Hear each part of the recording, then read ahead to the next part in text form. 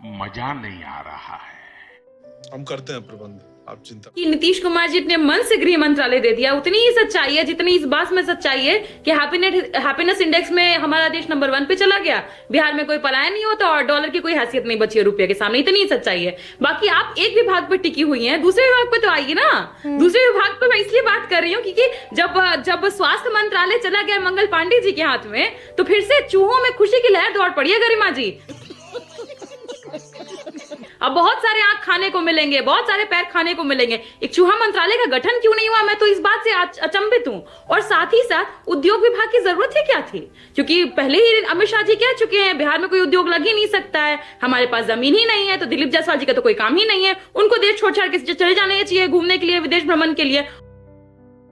जितने भी विभाग बनाए गए, सिर्फ आप एक ही विभाग पे क्यों फोकस करिए, और विभाग पे आइए, चाहे पिछड़ा अति पिछड़ा कल्याण विभाग हो या SC/ST आयोग हो, इनका भी क्या काम है? क्या इन लोगों को जो मंत्री बने हैं, इनकी कोई हैसियत है कि बढ़े हुए आरक्षण को 9वीं अनुसूची में शामिल करवा पाए?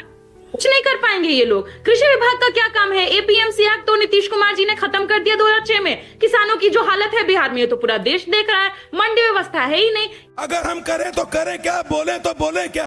ये लोग जितने भी लोग वो जो 35 सीटें हैं, वो जो महागठबंधन की 35 सीटें हैं, आरजेडी की 25 सीटें हैं, 10% का स्ट्राइक रेट है मार्कशीट पर। अगर ये नंबर के तौर पर अंकित होते तो फेल्ड स्टेटस लिखा जाता। प्रियंका, नीतीश कुमार के पास मौका भी कहां छोड़ा आपने? ज्ञानेश जी के हाथ में तो जब सब कुछ रहता है ना, तो फेल्ड स्टेटस छोड़िए ना, ऐसा करते हैं कि थक जाते हैं रिपोर्ट कार्ड बनाते बनाते। कितनी जीत गए होते अगर SIR नहीं हुआ होता?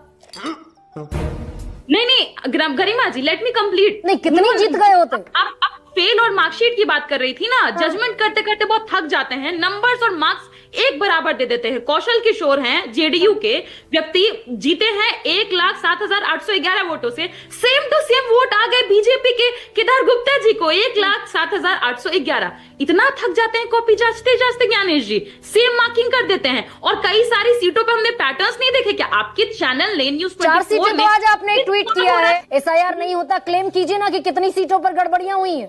सबके सब चोर हैं साले। हम वही तो पता लगा रहे हैं। हम तो जितने सारे पैटर्न्स देख रहे हैं, सारे के सारे इतने चिंताजनक है कि मैं क्या बताऊं। आपने मुझे यहाँ चर्चा पर इसलिए बुलाया तो मैं यहाँ पर आई, पर हमें सुप्रीम कोर्ट जाना है, हम वहां भी जाएंगे, सड़क पर जाना है, वहां भी जाकर लड़ाई लड़ेंगे। अच्छा ठीक है, एक सेकंड प्रियंका, आखिरी लास्ट कंक्लूडिंग मैं रिमार्क ले लूं राधिका खेड़ा से। गरिमा जी, जिस आदमी को बिहार ने 20 साल बाद भी मुख्यमंत्री बनवाया है, 10वीं बार शपथ ली है नीतीश कुमार जी ने। जितनी बार उन्होंने शपथ ले ली है, उतनी क्लास तो जो दूसरा आदमी सपना देख रहे थे और डेट और तारीख और गेस्ट लिस्ट भी तैयार कर लिए थे जब अपनी शपथ लेंगे, उन्होंने इतनी क्लास भी नहीं पार करी है। 10वीं फेल है वो। और उनको यहाँ पे बैठ के सब बैठ के कह रहे कमजोर कर दिया, कमजोर कर दिया। अरे बाप रे बाप, खुद के घर में पप्पू यादव का भी वीडियो आया है, जमीन पे लेटे हुए हैं, कृष्णा बाहर करो, देवेंद्र यादव बाहर करो, अपना घर संभालो भाई साहब। हमें बिहार ने जिम्मेदारी दी है 20 साल बाद भी कि आप ही चलाएंगे सुशासन। बाबू बिल्कुल, सुशासन का मतलब क्या सिर्फ गृह मंत्रालय होता है? स्ट्रॉन्ग गवर्नेंस मॉडल होता है, वो गवर्नेंस कर रहे हैं और आप लोगों ने लगातार कहा था। और उस स्ट्रॉन्ग गवर्नेंस मॉडल में राधिका, स्ट्रॉन्ग गवर्नेंस मॉडल में राधिका ये हनक दिख रही है कि बीजेपी पहली बार सबसे बड़ी पार्टी बनी है और इसीलिए 20 साल में पहली बार नीतीश कुमार को होम डिपार्टमेंट से चलता कर दिया गया है। सही पकड़े हैं। हर बार आप लोग, आपके भी कई सवाल आते थे, एनडीए टूट जाएगी, सीट बंटवारा नहीं होगा आप लोगों का। अरे शपथ ही नहीं हो पाएगी। अरे आप लोग सीट कैसे बांटेंगे, किसको ज्यादा देंगे, किसको कम देंगे, कौन मुख्यमंत्री चेहरा होगा? क्या नहीं आप लोगों ने सवाल छाते थे? क्या हुआ? सामने वाली पार्टी क्या थी? इतना सर फटुवल हो गया, इतनी औकात नहीं थी, माफ करिएगा इतना बड़ा शब्द इस्तेमाल कर रही हूं, लेकिन लठबंधन में इतनी औकात नहीं थी कि अपना मुख्यमंत्री चेहरा बिहार के आगे लाके रख सके। ड्यूरिंग इलेक्शन सबसे ज्यादा सवाल किस बात पर उठे? बीजेपी नीतीश कुमार को मुख्यमंत्री नहीं बनाएगी। मिल गया जवाब। अब आप बोल रही हैं कि यहाँ पर जी नीतीश कुमार जी मुख्यमंत्री बनेंगे नहीं बनेंगे। हम तो पहले दिन से कह रहे थे और आपके शो पे ठोक करके मैं बोल के गई थी कई बार कि हमारे यहाँ पे मुख्यमंत्री की कुर्सी खाली नहीं है। नीतीश जी मुख्यमंत्री चेहरा है, नीतीश जी मुख्यमंत्री है।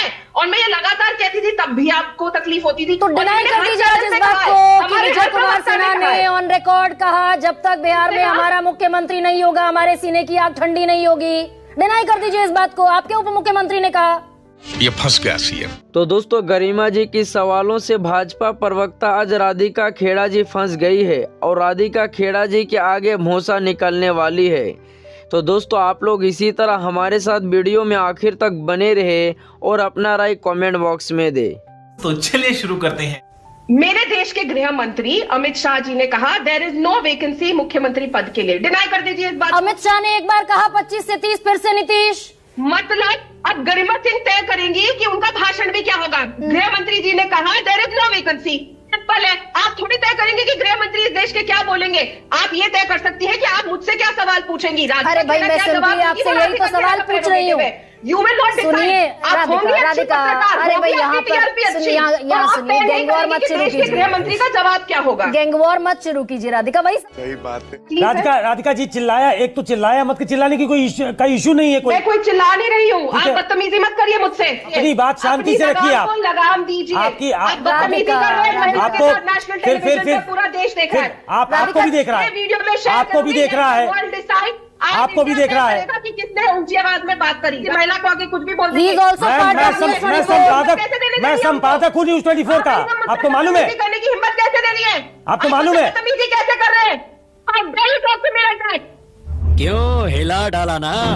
ये तो बात खामखा की बहस है। कहते हैं ना लोग कि भाजपा इस कदर नीतीश पर एहसान करती है, वो आंखें छीन लेती है और चश्मेदान करती है।